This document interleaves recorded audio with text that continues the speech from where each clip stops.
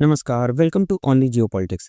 देखिए, बांग्लादेश में आने वाले 12 फरवरी को जनरल इलेक्शन की वोटिंग होनी है और इस वोटिंग से पहले मोहम्मद यूनिस चाहते हैं कि बांग्लादेश जल्दी से जल्दी यूएस के साथ एक सीक्रेट ट्रेड डील साइन कर ले, ताकि बांग्लादेश के लोगों को और वोटर्स को ये लगे कि मोहम्मद यूनिस भी एक विजनरी लीडर है।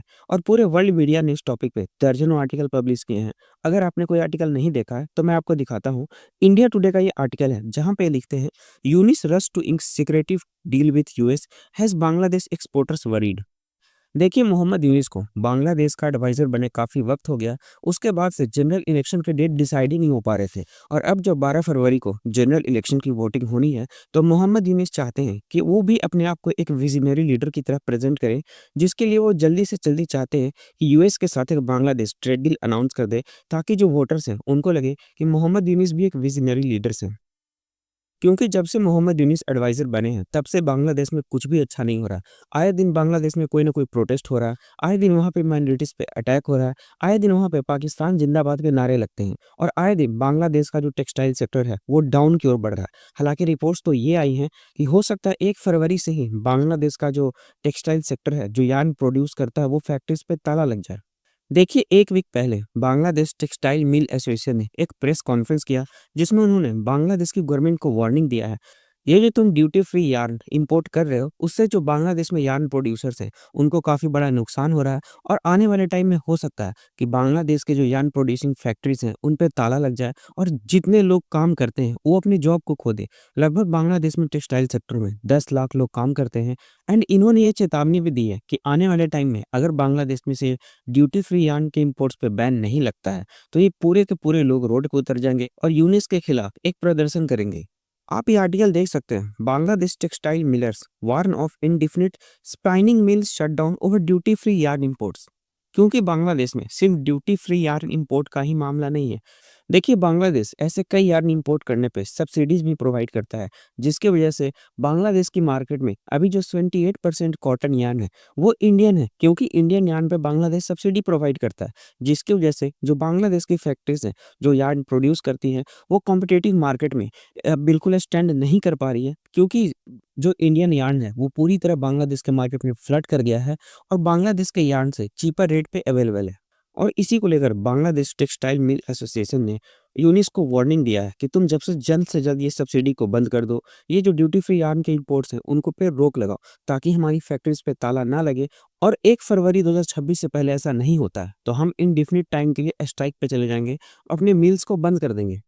देखिए, ऑलरेडी बांग्लादेश अमेरिकन मार्केट में 20% टैरिफ का सामना कर पड़ रहा है, जिसकी वजह से इनके जो टेक्सटाइल एक्सपोर्ट्स है, वो काफ़ी ज़्यादा कम हो गए थे।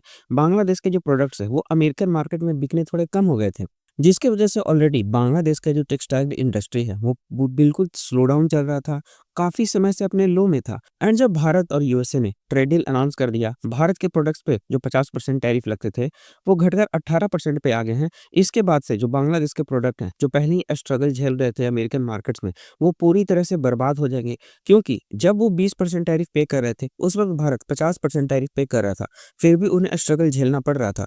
और अब जब वो 20% टैरिफ पे कर रहे हैं, तो भारत पे टैरिफ घटकर 18% पे आ गया है। तो बिल्कुल बांग्लादेश की जो टेक्सटाइल मार्केट है, वो बिल्कुल बर्बाद होने वाली है। बांग्लादेश का जो टेक्सटाइल एक्सपोर्ट है, वो बिल्कुल गिरने वाला है।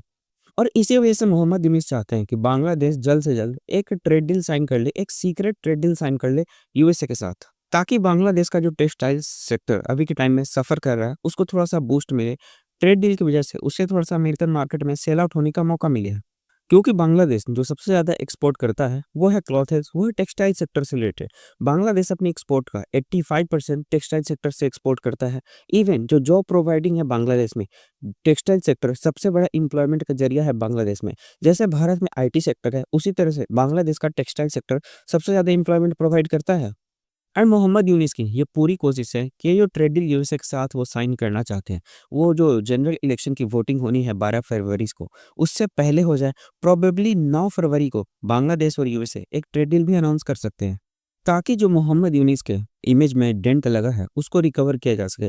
देखिए, मोहम्मद यूनिस को काफ़ी समय हो गया है, बांग्लादेश के एडवाइज़र बने, तब तक इन पे काफ़ी ज़्यादा आरोप भी लग चुके हैं। जैसे कि बांग्लादेश में पाकिस्तानियों का काफ़ी ज़्यादा इन्वॉल्वमेंट हो गया है, इवन इतना इन्वॉल्वमेंट हो गया है कि उनसे इंस्पायर होकर बांग्लादेश ने सोचा कि टी20 वर्ल्ड कप से वो भारत के साथ खेलना मैचेज़ बंद कर देगा और उन्होंने रीज़न दिया है कि उन्हें प्रोटेक्शन का खतरा है, उन्हें सिक्योरिटी का थ्रेट है इंडिया में खेलने से।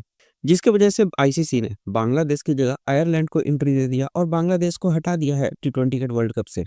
तो अभी के टाइम में बांग्लादेश के जो इंटरनल अफेयर्स है, उसमें भी पाकिस्तानियों की इन्वॉल्वमेंट काफ़ी ज़्यादा बढ़ गई है। इवन आए दिन बांग्लादेश में किसी न किसी चीज़ को लेकर प्रोटेस्ट होते ही रहता है, चाहे वहाँ पे माइनॉरिटीज़ पे अटैक हो जाए।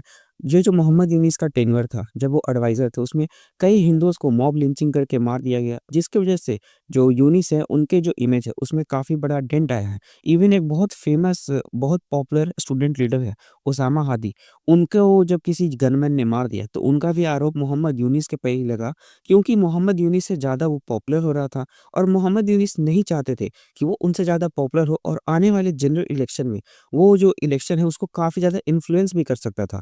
तो रिपोर्ट्स तो ऐसी हैं कि मोहम्मद यूनिस ने उन्हें मरवा दिया, जिनका नाम उसामा हादी था। एंड रिसेंटली ओसामा हादी के सपोर्ट में, ताकि ओसामा हादी को न्याय दिला सके, जिन्होंने इसे मारा है और जो इनके पीछे था, उनको जेल के अंदर डाल सके, इनकलाब मंच ने प्रोटेस्ट किया था, उस यूनिस के घर को घेरा था। और इस प्रोटेस्ट पे जब पुलिस ने लाठीचार्ज किया था, तो कई लोग घायल भी हो गए थे।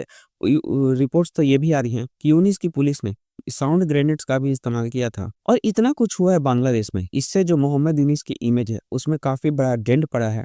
और मोहम्मद यूनिस इसीलिए चाहते हैं कि 12 फरवरी से पहले ये जल्दी से जल्दी ट्रेड डील को साइन कर लें, ताकि ये सब जो डेंट है वो छुप सके, इनका जो इमेज है वो रिकवर हो सके और वोटर्स को ये अपनी ओर खींच सके और उन्हें ये बता सके कि मोहम्मद यूनिस बांग्लादेश के लिए सोचते हैं। मोहम्मद यूनिस बांग्लादेश के एक विजनरी लीडर्स में से हैं और आने वाले टाइम में पीएम कैंडिडेट के लिए एक परफेक्ट दावेदार हैं। एंड अभी तो बांग्लादेश के जनरल इलेक्शन में 4-5 दिन बचे हैं और उम्मीद तो ये है कि कोई ना कोई प्रोटेस्ट मोहम्मद यूनुस के खिलाफ और भी हो जाएगा। और ऐसे कोई अपडेट आता है तो मैं आपके लिए अपडेटेड वीडियो ज़रूर लेके आऊँगा।